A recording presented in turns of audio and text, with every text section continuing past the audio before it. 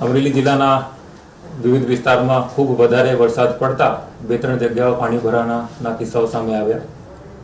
સાવરકુંડલા તાલુકાના ફિફાદ ગામની આજુબાજુ પાણી ભરાવાના કારણે ત્યાં એક પ્રાઇવેટ બસ પાણીમાં ફસાઈ ગઈ હતી. એ પ્રાઇવેટ બસની અંદર 6 લોકો સવાર હતા. એની જાણ થતાં તાત્કાલિક ડિસ્ટ્રિક્ટ એમરજન્સી ઓપરેશન સેન્ટરથી સાવરકુંડલા તાલુકાની ટીમોને અમે એક્ટિવેટ કર્યા. એસડીએમ સાવરકુંડલાને પણ સ્થળ ઉપર મોકલ્યા. ફિફાદ ગામની તરફથી અને અન્ય સાઇટ ગારિયાધાર તરફથી પણ રેસ્ક્યુ ઓપરેશન જે છે એ ચાલુ કરવામાં આવ્યું. બસની અંદર જે માણસો સવાર હતા એની તરફથી ઇન્ફોર્મેશન મળતા કે પાણી વધી રહ્યું છે. મેં તાત્કાલિક સ્ટેટ એમરજન્સી ઓપરેશન સેન્ટરમાં જાણ કરી અને એરફોર્સના હેલિકોપ્ટરની વ્યવસ્થા કરવામાં આવી. હેલિકોપ્ટર જ્યારે જામનગરથી અમરેલી તરફ આવ્યા આ દરમિયાન જ ગારિયાધાર તરફથી 4 લોકોનું રેસ્ક્યુ કરી લેવામાં આવ્યું હતું અને એક વ્યક્તિ બસમાંથી કૂદીને એ વૃક્ષ ઉપર ચડી ગયા હતા. આ લાસ્ટ પર્સનની રેસ્ક્યુ માટે અમરેલી જિલ્લાની ફાયર ટીમ જે છે 1.5 કલાકની મહેનત પછી એ માણસને પણ સક્સેસફુલી રેસ્ક્યુ કરી લીધું.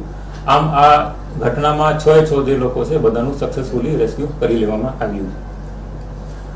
આ દરમિયાન જ અમને જાણ મળી કે પીપાવાવ ગામ જે છે રાજુલા તાલુકાનું એમાં પણ અમુક લોકો ફસાયા છે.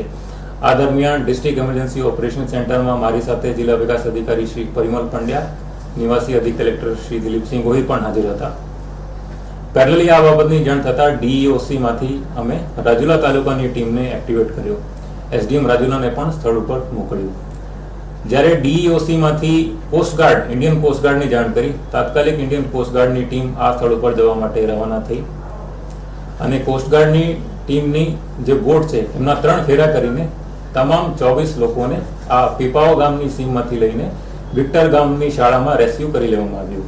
આમ આ ઓપરેશનમાં પણ સક્સેસફુલી 24 લોકોને જિલ્લા વહીવટીતંત્ર અને કોસ્ટગાર્ડની ટીમ દ્વારા રેસ્ક્યુ કરી લેવામાં આવ્યું.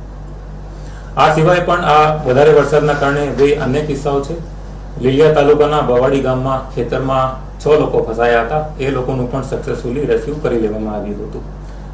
રાજુલા નગરપાલિકા વિસ્તારમાં તત્વજ્યોતિ સોસાયટી પાસે નદી કાંઠાના વિસ્તારમાં પાણી ભરાવાના કારણે એમાં પણ 2 લોકો જે ફસાયા હતા એમને પણ જિલ્લા વહીવટીતંત્રની ટીમ દ્વારા સક્સેસફુલ રેસ્ક્યુ કરી લેવામાં આવ્યું હતું.